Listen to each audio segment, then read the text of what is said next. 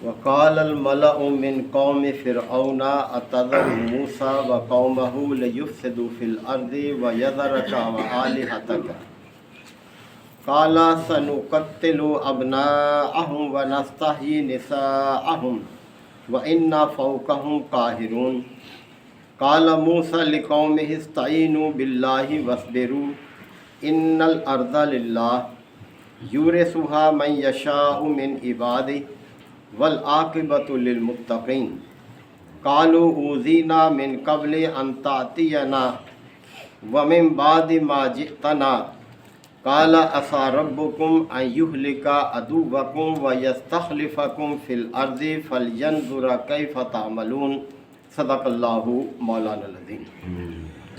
سورہ الاعراف کے یہ 15ویں رکوع کی آیات ہیں۔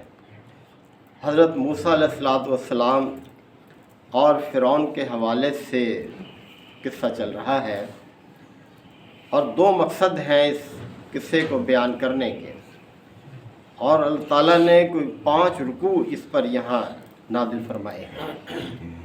ایک مقصد تو یہ ہے کہ مشرکین مکہ جو نبی کریم صلی اللہ علیہ وسلم کی مسلسل مخالفت کر رہے تھے، اور نہ صرف مخالفت کر رہے تھے بلکہ ذہنی اور جسمانی اذیتیں بھی دے رہے تھے، اہل ایمان کا جینا دوبر کر رکھا تھا، اور انہیں اپنا وطن چھوڑ کر جانا پڑا۔ اہل ایمان ہجرت کر گئے مکہ سے حبشہ کی طرف۔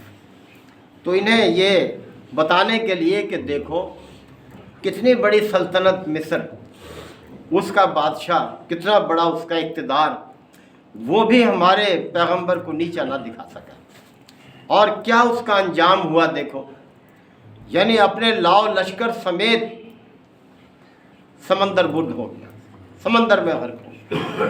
لہذا ہوش کے ناخن لو، عبرت حاصل کرو اس واقعے سے، اور اپنے آپ کو جہنم کا ایندھن نہ بناؤ۔ دوسری طرف اہل ایمان کو تسلی دی جا رہی ہے کہ یہ مشکل حالات جو ہیں یہ مستقل نہیں ہیں، یہ قوموں پر ہمیشہ آئے ہیں۔ ہر پیغمبر کو اور اس کے پیروکاروں کو مشکل حالات سے گزرنا پڑا ہے، یہ لازمی چیز ہے، اور تمہارے ساتھ بھی یہ ہو رہا ہے۔ لہذا گھبراؤ نہیں، جیسے فرمایا نا والعاقبۃ للمتقین، انجام کار انہی کا اچھا ہوگا جو اللہ سے ڈرنے والے ہیں، جو تقوی والے ہیں، وہی کامیاب ہوں گے۔ لہذا صبر سے کام لو، گھبراؤ نہیں، یہ حالات ایسے نہیں رہیں گے۔ اور آپ دیکھیں کہ یہ کوئی آخری حصے میں نازل ہوئی ہے نبی کریم صلی اللہ علیہ وسلم کے مکی دور کے، پھر ہجرت ہو گئی، اور اس کے بعد پھر آپ دیکھیں کہ وہاں ایک نیا ماحول تھا، پھر اسلام تیزی سے پھلا پھولا، اور 8 ہجری میں مکہ فتح ہو گیا، جہاں سے مخالفوں نے نکلنے کے لیے مجبور کر دیا تھا۔ 8 ہجری میں یعنی ہجرت کے 8ویں سال مکہ فتح ہو گیا، اور یہی مسلمان کس طرح سے شان و شوکت سے اس شہر میں داخل ہوئے جہاں سے ان کو نکلنے پر مجبور کر دیا گیا تھا۔ تو یہ مقصد ہے سارے واقعے کا یہاں بیان کرنے کا، اور آئندہ کے لوگوں کے لیے بھی ہے، یعنی مشکل حالات سے نہ گھبرائیں، اللہ سے بڑھ کر دیکھنے والا کوئی نہیں، باخبر کوئی نہیں ہے، وہ سب کے حالات پر نظر رکھے ہوئے ہے، سب کی سوچ اور فکر کو بھی دیکھ رہا ہے، لہذا گھبرانا نہیں چاہیے مشکل حالات میں۔ تو فرمایا جا رہا ہے کہ وَقَالَ الْمَلَأُ مِنْ قَوْمِ فِرْعَوْنَ، فرعون کی قوم کے سرداروں نے کہا فرعون سے اَتَذَرُ مُوسَىٰ وَقَوْمَهُ، کیا تو موسیٰ اور اس کی قوم کو ایسے ہی چھوڑے رکھے گا، لِيُفْسِدُوا فِي الْأَرْضِ، کہ وہ زمین میں فساد برپا کرتے رہیں۔ فساد اب کیا کرنا تھا موسیٰ نے اور اس کی قوم نے؟ وہ اس چیز کو فساد کہہ رہے تھے کہ تیری بندگی نہیں کر رہی ہے، تو رب ہے، یعنی دیکھیں فرعون کو کہتے تھے کہ تو رب ہے، اور تیرے دوسرے اور جو تو نے رب بنائے ہوئے ہیں وہ ان کو چھوڑ رکھا ہے اس نے، اس کو یہ فساد کہہ رہے تھے، جبکہ اصل فساد تو اللہ کے علاوہ دوسروں کی بندگی ہے، حقیقی فساد تو اس کو کہتے ہیں۔ تو یہ سردار کہنے لگے فرعون سے کہ اے فرعون اتذر موسیٰ وقومہ لیفسدوا فی الارض، کیا تو موسیٰ اور اس کی قوم کو بس ایسے چھوڑے رکھے گا کہ وہ زمین میں فساد ہی برپا کرتے رہیں؟ وَيَذَرَكَ وَآلِهَتَكَ، جبکہ انہوں نے تیری اور تیرے معبودوں کی بندگی کو چھوڑ رکھا ہے، لفٹ ہی نہیں کراتے تجھے تو، یعنی تیرے سے منہ موڑ رکھا ہے انہوں نے بالکل۔ قالا، تو اس نے جواب میں کہا فرعون نے اپنے سرداروں سے، سَنُقَتِّلُ أَبْنَاءَهُمْ، میں ان کے لڑکوں کو قتل کرا دوں گا، ان کے بیٹوں کو میں قتل کرا دوں گا جو بھی اس قوم میں پیدا ہوگا، وَنَسْتَحْيِي نِسَاءَهُمْ، اور ان کی عورتوں کو ہی باقی چھوڑوں گا، یعنی جو لڑکی پیدا ہوگی اسی کو زندہ چھوڑوں گا۔ وَإِنَّا فَوْقَهُمْ قَاهِرُونَ، اور ہم ان کے اوپر پوری قدرت رکھتے ہیں، پورا اقتدار رکھتے ہیں، یعنی ہم اپنے اس فیصلے کو نافذ کرنے کی پوری طاقت رکھتے ہیں، کوئی رکاوٹ نہیں ہے ہمارے راستے میں۔ قال موسیٰ لقومہ، تو جب یہ صورتحال تھی تو موسیٰ علیہ السلام نے اپنی قوم سے کہا، کیا کہا؟ استعینوا باللہ، بھائی اللہ سے مدد مانگو، اللہ سے مدد مانگو، وصبروا، اور صبر سے کام لو۔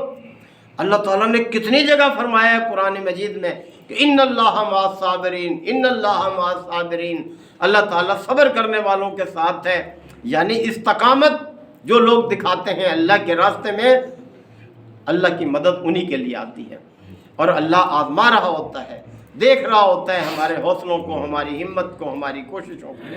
تو موسیٰ علیہ السلام نے فرمایا اپنی قوم سے کہ اللہ سے مدد مانگو اور صبر سے کام لو۔ ان الارض للہ، زمین ساری کی ساری اللہ ہی کی ہے، یعنی اللہ نے بنائی ہے اور اللہ ہی کا اقتدار ہے اس زمین پر۔ دیکھیں انسان کو تو اختیار دیا ہے نا، باقی زمین پر جتنی چیزیں ہیں آپ دیکھ لیں اللہ کا اقتدار ہے کہ نہیں ان پر، یعنی اللہ کے حکم سے ہی بارش برستی ہے، ہوا چلتی ہے، یہ سورج، یہ چاند ستارے، یہ سب کس کے اقتدار کے تحت ہے؟ اور یہ رات دن کی تبدیلی ہمارے سامنے جو روز ہو رہی ہے، کیا کسی کا کوئی ہاتھ ہے اس میں؟ انسان سوچ کر دیکھ لے، عقل کے گھوڑے دوڑا لے، دیکھیں، یعنی اللہ ہی کے اقتدار سے ہے یہ سب کچھ، رات دن کی تبدیلی، یہ موسموں کی تبدیلی، یہ پھلوں کا پیدا ہونا، یہ پیداوار میں کمی بیشی، کس کا اقتدار ہے اس زمین پر؟ انسان کو اللہ نے بااختیار مخلوق بنایا ہے کہ یہ جو چاہے سو کرے، دونوں کا انجام بنا دیا، اچھائی کا بھی برائی کا بھی انجام بتا دیا۔ تو بہرحال فرمایا ان الارض للہ، موسیٰ علیہ السلام نے فرمایا کہ ساری کی ساری زمین اللہ ہی کی ہے، یورثھا من یشاء من عبادہ، وہ اپنے بندوں میں سے جس کو چاہے زمین کا وارث بنا دے، یہ اس کا اختیار ہے، اس میں کسی کا کوئی دخل نہیں ہے۔ والعاقبۃ للمتقین، لیکن یاد رکھو انجام کار، عاقبت جو ہے کن کے لیے ہے؟ جو اللہ سے ڈرنے والے ہیں، جو اللہ سے ڈر کر زندگی بسر کرنے والے ہیں، انجام انہی کا اچھا ہونا ہے۔ قالوا، تو وہ قوم کہنے لگی موسیٰ علیہ السلام سے کہ اوذینا من قبل ان تاتینا، اے موسیٰ تیرے آنے سے پہلے بھی ہمیں ستایا جاتا تھا، اذیت دی جاتی تھی، ہمیں تنگ کیا جاتا تھا، وَمِن بَعْدِ مَا جِئْتَنَا، اور تیرے آنے کے بعد بھی یہ صورتحال ہے، کیا فرق پڑا ہے؟ ہم تو اسی طرح سے پس رہے ہیں، ظلم کا شکار ہیں، ہمارا جینا دوبر کر رکھا ہے مصر میں۔ یہ مصر والوں نے، یعنی بنی اسرائیل کی قوم جو وہاں آباد تھی، اقتدار سے محروم ہو گئی تھی۔ یوسف علیہ السلام کے دور میں تو بڑے مزے تھے کہ وہ بادشاہ تھے، وہ خود بنی اسرائیل سے تعلق رکھتے تھے، یہ حضرت یوسف علیہ السلام۔ تو جب ان کا اقتدار ختم ہوا، اس کے بعد انحطاط کا دور آ گیا، یہ قوم غلام بنا لی گئی اور اس پر ظلم کیا جانے لگا۔ تو کہنے لگے موسیٰ تیرے آنے سے پہلے بھی ہم دو چار تھے مصیبتوں میں، اور تیرے آنے کے بعد بھی وہی حال ہے، کوئی فرق تو پڑا نہیں۔ قالا، تو موسیٰ علیہ السلام نے فرمایا عسیٰ ربکم، بعید نہیں ہے کہ تمہارا رب ان یہلک عدوکم، کہ تمہارے دشمن کو ہلاک کر دے، وَيَسْتَخْلِفَكُمْ فِي الْأَرْضِ، اور زمین میں تمہیں خلیفہ بنا دے، تمہیں اقتدار دے دے۔ اور ہم دیکھ بھی رہے ہیں ہماری آنکھوں کے سامنے ساری دنیا میں، کوئی اقتدار پہ آ رہا ہے، کوئی اقتدار سے اتر رہا ہے، کوئی بڑا چہیتا بنتا ہے، لوگ نعرے لگاتے ہیں، تخت پہ بٹھاتے ہیں، اور کچھ عرصے بعد اسی کے خلاف ہو جاتے ہیں، پھر اور آ جاتا ہے۔ تو موسیٰ علیہ السلام نے اپنی قوم سے کہا کہ قالا عسیٰ ربکم، قریب ہے کہ تمہارا رب، یہ بات ناممکن نہیں ہے کہ تمہارا رب ان یہلک عدوکم، تمہارے دشمن کو ہلاک کر دے، وَيَسْتَخْلِفَ فِي الْأَرْضِ، اور زمین میں تمہیں خلیفہ بنا دے۔ اب دیکھیں دشمن کو ہلاک کیا کہ نہیں پھر اللہ نے، وہی بادشاہ کس طرح سے غرق کر دیا اللہ نے، سمندر غرق کر دیا نا، تاریخ گواہ ہے اس چیز پر۔ اور نہ صرف وہ بلکہ پورا لشکر اس کا، اور موسیٰ علیہ السلام اور بنی اسرائیل کی قوم کو اسی سمندر سے اللہ نے بحفاظت نکالا۔ تو اللہ بڑی قدرت کا مالک ہے، صبر سے کام لو، گھبراؤ نہیں۔ فَيَنْظُرَ كَيْفَ تَعْمَلُونَ، تو اللہ جب تمہیں خلافت دے دے گا تو دیکھیں کیسی بات فرمائی، فرمایا فَيَنْظُرَ كَيْفَ تَعْمَلُونَ، پھر اللہ دیکھے گا کہ تم کیا کرتے ہو، یعنی تم اپنی فکر کرو پھر۔ تو یہی ہمیں بھی سوچنا چاہیے۔ بڑے ہم کہتے تھے کہ ہمیں آزادی مل جائے، ملک مل جائے، ہم اللہ کا دین قائم کریں گے، اس کے مطابق رہیں گے۔ اب اللہ دیکھ رہا ہے نا ہمیں کہ ہم کیا کر رہے ہیں، اور اس کے سزا بھی بھگت رہے ہیں۔ ہم کس طرح سے خوف ہے، آج ادھر سے کل ادھر سے، ہر طرح سے گھبرائے ہوئے ہیں، کبھی کسی کے آگے ہاتھ پھیلا رہے ہیں، کبھی IMF کے پاس جاتے ہیں۔ آج ہم اپنے لیے فکر مند ہیں، کس طرح سے پریشان ہیں۔ یہ ساری پریشانیاں اللہ سے دوری کی وجہ سے۔